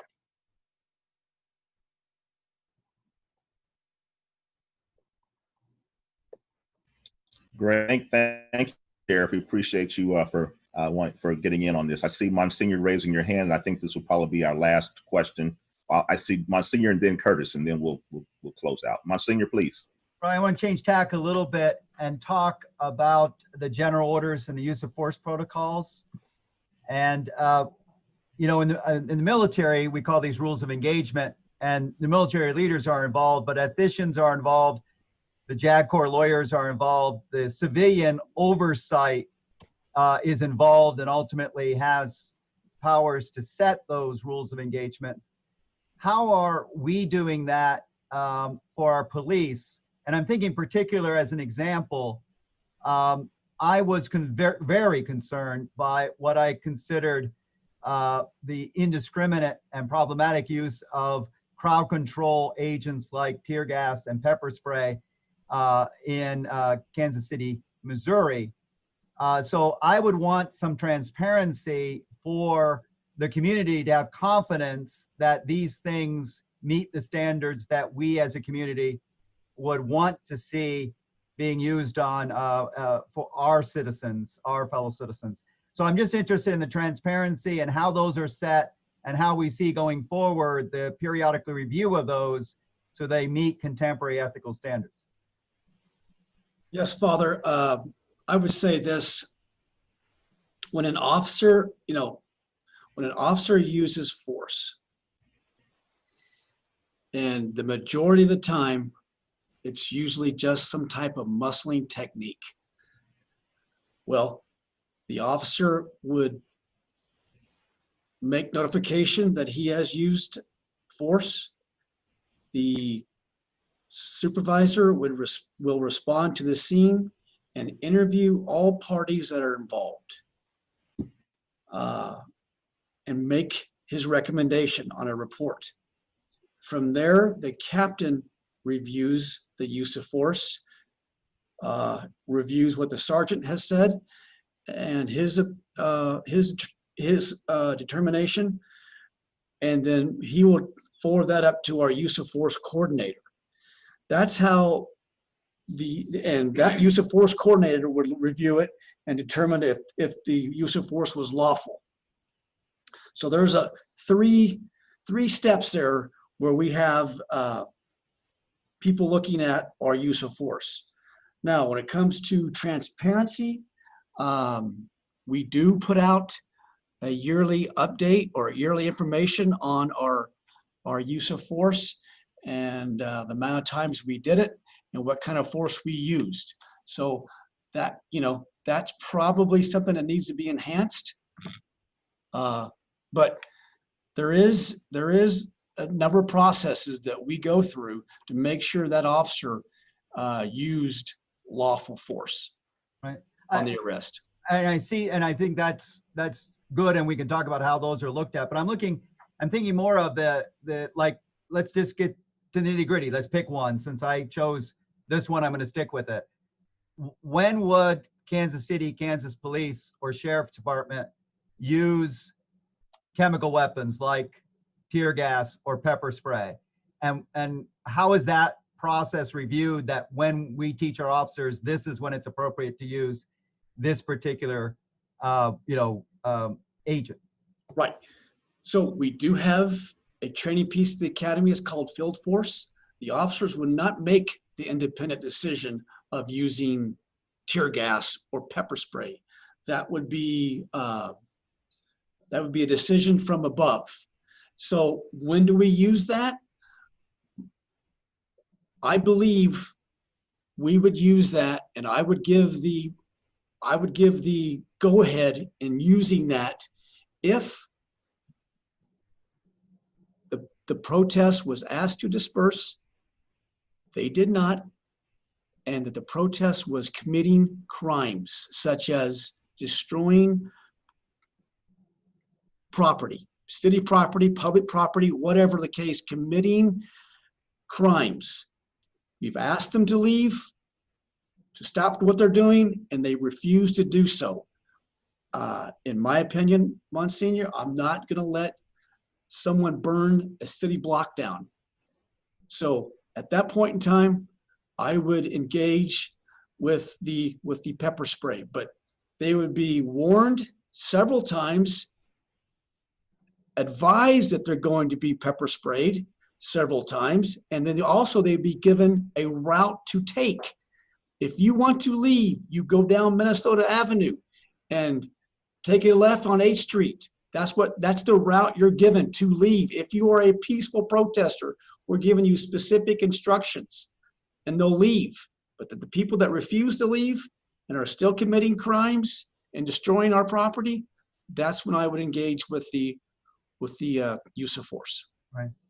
And now, just for sake of time, we can't get it back and forth on this. That's for another time, another place. But how are those reviewed by the community, and communities saying, Plotcha, we agree, this is what we as community want to live with, this kind of social engagement? Is there any process for that? No, Monsignor. I mean, we would, I would review it. My command staff would review it, make the determination if the officers did what they were told to do, or if they exceeded that. Well, if they exceeded the amount of force, then I would handle that through, through corrective measures. So to answer your question, does the community get input on that? No. And that's something maybe we can, that's what this task force is all about. Mr. Smart, final question. Hello, Chief York. Thank you for being a part of this task force today. I really appreciate you being here. I have a 3-part question. So it's kind of related towards the body cams from earlier in your presentation. So the first question I have is, will each camera automatically be, I guess, like during a traffic stop, for example, will those body cams automatically be turned on? And is the primary person who has control of that camera, will it be the actual officer who's making that stop, or is it someone else in another place with a different command? Because one on my last question would be as well, how do you decide outside of, I guess, the person saying, the person being, can you hear me? Outside Yes, of I can hear you. Yes. Okay. So outside of the person being stopped, how will you decide whether to turn that camera on or off? And what will happen? What would be the actual procedure for officers who turn their cameras off before there's consent given? Right. Okay. So the first question is, when an officer does any type of enforcement, the camera must be turned on. However, when the officer turns his lights on and his siren on, it syncs with the body-worn camera and it will turn on. So I think that answers one of your questions. The second question would be, if an officer did not turn his camera on when he was doing some type of enforcement, well, he would be held accountable for that. That would be some type of discipline, or, it'd be an investigation as to why you did that. And, we'll see what that investigation unfolds, and then we'll go from there. But yes, that would be looked into, because it's mandatory. Any type of enforcement, you will have that camera on, and the camera, the in-car camera comes on as well. Once you activate your lights. And then Obviously, you have to activate your lights to get this person to stop. So it's on. And then I had one last question, and then I'll be finished asking questions. So in the wake of what's going on around the nation, of course, there's a little bit of unease with not only the community, but also with police officers. So what are some keywords or certain things that police officers during a traffic stop could kind of lower or de-escalate the situation between the community person and the police officer as they approach a car? Are there certain hand movements or gestures that you all look for to take that extra force that could de-escalate it if those movements weren't taken? Well, I mean, so if an officer approaches a car and someone is digging underneath the seat, that's going to cause, a little bit of a concern for the officer. So he's going to probably approach that car just a little differently. So, keeping your hands on the wheel when the officer approaches you is the only way to do it. And, once the officer introduces himself and tells you why he's being stopped, and, we're telling the officers, we're trained the officers, hey, be nice, be respectful, treat people with, with the utmost dignity. And 9 times out of 10, you have a positive encounter with that person. We've also implemented warning tickets in the last couple of years. That was a big move in the right direction, because a lot of the officers, about 50% of tickets that are given are warning tickets. So, I mean, that's a good, okay, you stopped the person, you told them what they were doing wrong, they were speeding, but you gave them a warning ticket. That goes a long way with community engagement. And just those little things like that can makes all the difference in the world when it comes to, an officer and how he approaches a car and how you approach him, how you talk to him or her. It's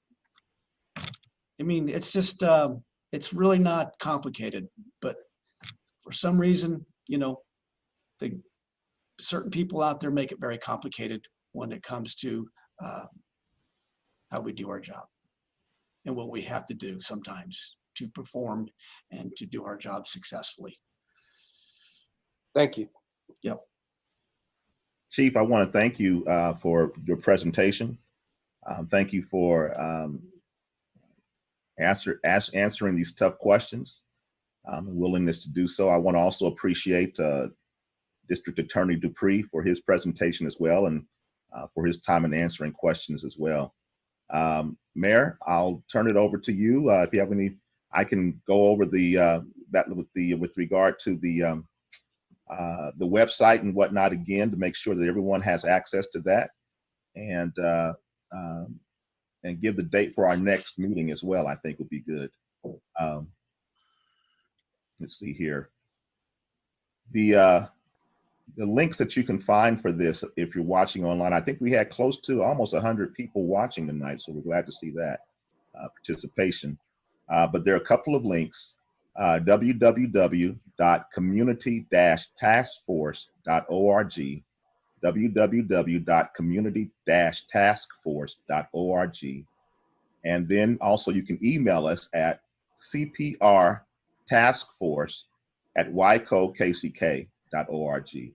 cprtaskforce@wicokck.org. I will tell you that we'll be getting information out real soon for our next meeting, which is slated for the 27th of July as well. And so with that, I would appreciate all of the panelists tonight. Mayor, appreciate anything that you might have to say, or anything that any of the other persons that are on this right here might have to say. If they're yes, I would encourage each one of us, afterwards, just to jot down some things that stand out in your mind, the things that maybe there's a gnawing question in there that doesn't seem, it's unresolved. Generally, I find that's where there's a lot of fruit. The things that we can't really grapple with, don't make sense yet. If we can just articulate those, I think probably a lot of us are going to have similar kinds of things, and just keep records of this. Again, the idea will be when we are done with the task force, we will have a chance, an opportunity, and a need to present to the Unified Government Commission. And our notes, I think, will really serve to refresh our memory and to help focus our comments. And I do believe that I've already got some questions I'd like to pursue a little bit further with Mr. Dupree and with Chief York. And I'm sure we'll all have the same thing. So maybe just a little bit of reflection time, personal reflection time, jotting down some notes that we might want to continue to pursue some of these things later. Thank you, Mayor. I want to appreciate everyone who's watching, whether that be on the Zoom or whether it be on Facebook. Please take advantage to go to those links and to share your information, your thoughts, your concerns with us. It's very important that you do that. There are some that don't think that listening is an important part of the process of making change. I would disagree. I think we need to listen to what you have to say. And again, this is going to be something that we do in concert with all the other fine things that are being done in this city that will make Wyandotte County and Kansas City, Kansas a better place to live. It's already a great place to live, but we can always improve. And so with that, we will bid everyone farewell. Thank you for being a part of this call. Thank you. Thank you, Commissioner. Excellent job. Thank you. Thank you, sir. Thank you. Thank you, everybody. Thank you.